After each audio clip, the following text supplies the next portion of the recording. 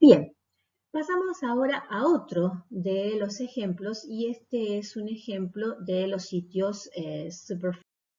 Los sitios Superfund son los sitios que tiene el gobierno de los Estados Unidos, porque el gobierno de los Estados Unidos aprueba en 1980 una ley en donde todo sitio que se deja de usar y que contiene residuos peligrosos que han sido dejados allí por plantas manufactureras o industrias químicas o vertederos, bueno, tiene que hacerse cargo de la reposición y de la remediación, mejor dicho, de este sitio. Tiene que recuperar ambientalmente ese sitio y bueno, hay un determinado dinero destinado para ello, aparte del que tiene que poner la propia empresa por haber deteriorado al ambiente.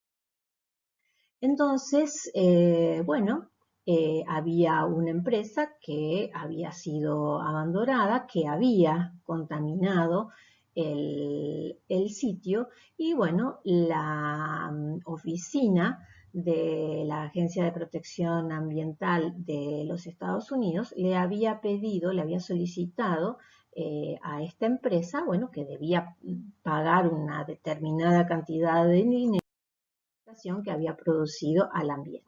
Y efectivamente, esta empresa lo que había hecho era que uno de los tanques subterráneos en donde se almacenaba benceno, bueno, estaba roto y había contaminado a las aguas subterráneas.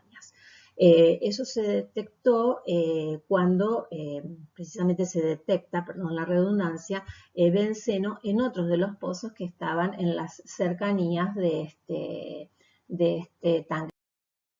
Entonces se realizan las investigaciones correspondientes, se detecta que efectivamente hay una pluma de abastecimiento y bueno, y se inicia un programa de recuperación por bombeo y tratamiento para detener de forma hidráulica esta pluma, es decir, se construyen una serie de perforaciones para extraer una determinada cantidad de agua y extraer así toda el agua contaminada. Pero además, para poder remediar el sitio, se habían extraído 15.000 toneladas de suelo contaminado. Es decir, el tanque más, obviamente, sus. Entonces, bueno, ya la empresa venía pagando y haciendo estas acciones de remediación y bueno, tenía que pagar su buena cantidad de miles de dólares, además de extraer una cantidad impresionante de litros de agua del acuífero. Entonces, bueno, encara un estudio hidráulico, un estudio geoquímico, en el cual dio como resultado que las concentraciones ya estaban reducidas del benceno y eran debido a la biodegradación natural que se producía y a la extracción a través de este sistema de bombeo. Entonces, la empresa, basándose en estos estudios geoquímicos, le solicita a la EPA que se concluyan esas tareas de bombeo y tratamiento porque lo que quedaba de benceno en el ambiente subterráneo se podía biodegradar. Y de esta manera la empresa se iba a ahorrar más de $1,500,000 por año.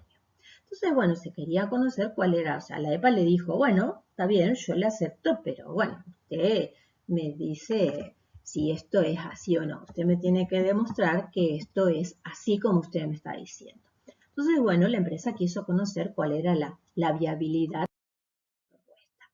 Bien, la empresa estaba ubicada en un valle aluvial en el cual, bueno, tenía en el sector oeste unos basamentos de pizarra, tenía un arroyo que la atravesaba, tenía unas lagunas pequeñas pero naturales y el río, el cual estaba represado en un sector con un ancho aproximadamente de 460 metros.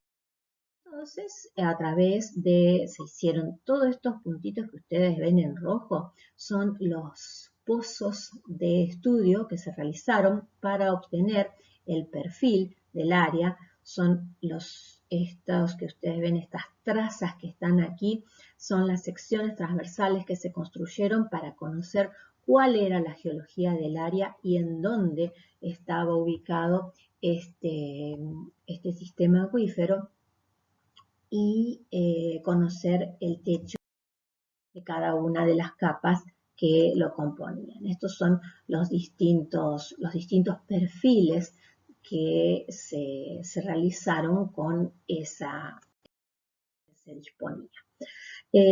Luego, también para construir el modelo conceptual se tuvieron en cuenta los flujos, es decir, no solamente la geología, sino también de dónde provenía el agua. Y bueno, había un flujo que provenía de estas sierras que se contaban aquí, de este basamento de pizarra, que era a lo largo de todo el borde oeste del predio.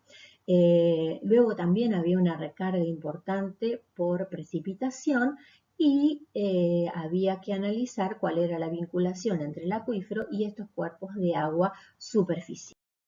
Las salidas que se iban a considerar eran pérdidas por evaporación o evapotranspiración, la descarga que se producía, si esos cuerpos de agua aportaban o descargaban en el acuífero, el flujo base hacia el río Norma y obviamente los pozos de explotación que estaban extrayendo el agua contaminada y el agua también de buena calidad, porque no separar una de la otra. Bien, en cada uno entonces de estos pozos de observación se midieron las profundidades del agua y se pudo construir un mapa de niveles con los parámetros también hidrogeológicos que se tenían del área. Bueno, se traduce ese modelo conceptual en un modelo matemático a través de la herramienta. Y lo primero que se hace entonces es ver cuál era el área modelada. Visual Modflow o Modflow trabaja en diferencias finitas por el método de diferencias finitas, resuelve la ecuación de flujo a través del método de diferencias finitas de nodo centrado. Y lo que ustedes ven acá, todo lo que va a ser en blanco es el área que realmente se va a modelar. Mientras que esta otra es la que se encuentra donde está el basamento de pizarra y que no se va a calcular, donde no se van a calcular las cargas. Se discretizó el área, acá ustedes pueden ver un refinamiento de la grilla y si hacemos un corte, este es el perfil que vamos a tener, bastante irregular como ustedes pueden ver, porque bueno, tenemos las sierras y el valle aluvial. Acá tenemos las distintas capas en las cuales fue el terreno y bueno, ese es un corte sur. Estos son los distintos parámetros hidrogeológicos que se le hacen a cada una de las capas y bueno, y se están también los pozos de monitoreo para poder el mapa de isopiezas que íbamos a tener. Las condiciones de borde, de carga constante, el río Norma regular, la recarga por precipitación y la recarga proveniente de pizarras. Una vez que se ajustan los parámetros hidrogeológicos, la etapa de calibración dio muy buena, dio un error de menos del 3%, así que bueno, se consideró que si bien algún puntito se escapaba, pero bueno, era un error menor al 3%, que era realmente excelente. hasta las etapas de modelación. Bueno, aquí tienen el mapa de isopiezas y la dirección del escurrimiento. Estas flechitas que ustedes pueden observar aquí son las direcciones del escurrimiento. Fíjense que va desde las sierras hacia el río. Entonces, también, obviamente, lo que teníamos que hacer una vez que teníamos el modelo de flujo, bueno, ver el modelo de transporte con todos sus parámetros. Se propusieron las condiciones de borde también para el transporte, es decir, una concentración puntual, teníamos una pérdida de un tanque de benceno. Entonces, también se contaba con pozos de calibración para las concentraciones, porque bueno, durante todo el día han estado midiendo. Y bueno, se propusieron 3 escenarios. Uno de los escenarios es considerar solo un transporte advectivo, ¿sí? Nada de biorremediación o la extracción del agua para la remediación por bombeo y tratamiento. Al año, bueno, esta era la pluma que tenía. A los 10 años, esta es la pluma que se obtenía. Las concentraciones máximas son de 2.200 microgramos por litro de benceno y este borde es el de 50 microgramos por litro de benceno, esa concentración mínima. Lo permitido en aguas es de 1 microgramos por litro. Pero bueno, precisamente el corte se hace en 50, si va a afectar o no ese transporte advectivo. Y bueno, y a los 50 años vemos que esa pluma de contaminación llega al río Norman. Esto si consideramos únicamente, repito, transporte. En el caso que se considere transporte advectivo, pero a su vez que se tenga un pozo de extracción, ¿sí? Que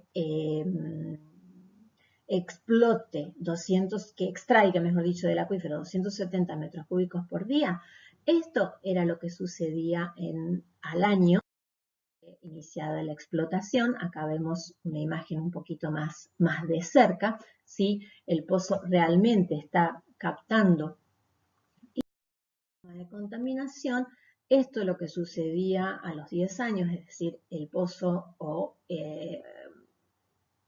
no me alcanzaba, el caudal que estaba sacando del pozo no alcanzaba para capturar toda esa de contaminación.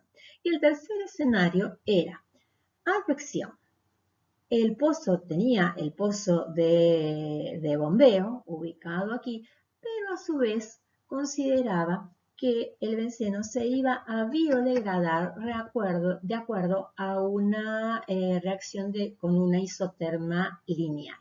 Es decir, teníamos una reacción de absorción y se consideraba una isoterma lineal. Bien, al año, esto es lo que sucedía a los años y esto es lo que sucedía a los 50 años. Parece que funciona. Pero entonces se propusieron como objetivo que al término de 50 años, ¿sí? En los pozos M6 y M33, la concentración de benceno tenía que ser menor a 500 microgramos por litro. En los pozos 15 y 73 tenía que ser menor a 50 microgramos por litro. Y en los pozos, acá en el 7 y bueno, en estos que creo que yo estoy tapando, en el 70 y 77 sur, la concentración de benceno iba a tener que ser menor a 1 microgramos por litro. Bueno, ¿qué pasa? Entonces, con el escenario 1, ¿sí? Los objetivos no se cumplían, ¿sí? Porque los límites iban a ser mayores, es decir, con transporte advectivo y a los 50 años la pluma llegaba y seguía adelante. Este entonces es para el escenario 2, ¿sí? En el cual tenía la advección y el pozo que bombeaba 270 metros cúbicos por día, ¿sí? Y bueno, y acá medio que no estoy cumpliendo los objetivos, ¿sí? Que me había propuesto. Pero fíjense una cosa, en este caso Sí, porque la pluma, digamos, no está pasando por esos pozos. Y fíjense más aún todavía en estos, en el pozo 77 Sur, en el pozo este que se encuentra aquí, bueno, esto no era una de las medidas, pero está el M7, el 77 y por aquí debe estar el 70. Fíjense qué pasa. Si yo considero que mi objetivo es de menor a 1 microgramo por litro, y sí, yo lo voy a obtener ese objetivo. Voy a tener menos de 1 microgramo por litro. ¿Pero por qué? Porque la pluma no está pasando por allí. Fíjense, tampoco está pasando por el M15. Entonces, ahí voy a cumplir con un objetivo. ¿Pero por qué? Porque la pluma no pasa por allí. No lo estoy detectando por eso. No porque sea efectiva mi medida de remediación. ¿Sí? Entonces, esto me llevaría a pensar y que, bueno, si efectivamente se está comportando de esta manera, mis pozos de monitoreo los voy a tener que ubicar en otro lado, porque este no me sirve, evidentemente, este no sé y este tampoco me sirve. Y el que yo estoy tapando tampoco me está sirviendo. Y en el caso del escenario 3, donde tenía advección, el bombeo y tratamiento, acá tenía el pozo que sacaba los 270 metros cúbicos por día y la reacción de sorción a través de un isotermal lineal, y bueno, efectivamente sí, en este caso yo estaría cumpliendo con esos objetivos. Bien, entonces, ya hemos simulado los tres escenarios que teníamos. Uno con advección, el otro con advección más bombeo y tratamiento, y el otro con advección, bombeo y tratamiento y una degradación natural a través de una isoterma lineal, es decir, una reacción de sorción que teníamos. Entonces, bueno, ahora tengo que evaluar los resultados que se me van a presentar. Por ejemplo, si el benceno no se está degradando naturalmente en el campo, ¿se está cumpliendo con los objetivos de calidad del agua que me había? Y si, por ejemplo, consideramos el escenario 2, en el cual consideramos un transporte advectivo y un sistema de bombeo y tratamiento, evidentemente que no estoy cumpliendo con los objetivos, ¿sí? Porque, bueno, la pluma de contaminación sigue su. Ahora, ¿el sistema de bombeo propuesto será suficiente si el benceno no se está degradando naturalmente? Evidentemente que no. Fíjense, la pluma sigue en este caso y va a descargar hacia el río. ¿Sí? ¿Qué modificaciones en el diseño propone para aumentar la efectividad del sistema de?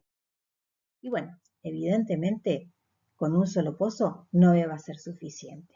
Y aparte voy a tener que tener en cuenta otra cuestión. Fíjense, yo me había fijado como objetivo llegar a este pozo y a este pozo a los 50 años con 50 microgramos por litro, que es el límite que se acepta en el agua potable.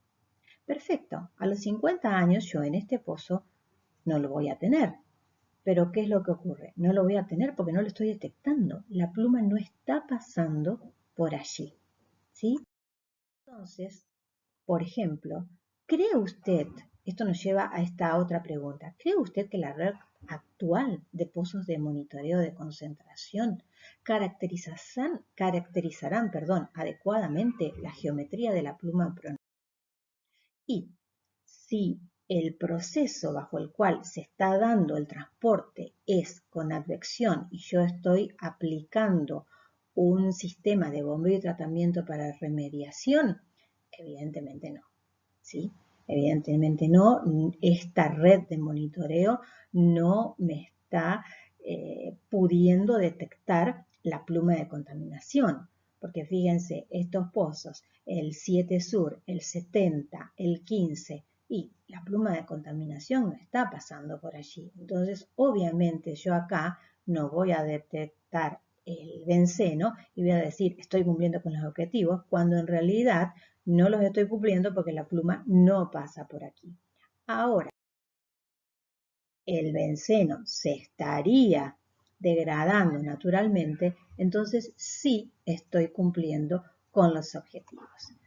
Estos son algunos de los ejemplos en los cuales la modelación me ayuda a tomar determinadas decisiones, pero obviamente lo que tenemos que conocer es nuestro sistema acuífero, cómo está compuesto, cuáles son las características, cuál es el movimiento del agua, en qué dirección y fundamentalmente conocer de qué tipo de contaminante estoy tratando.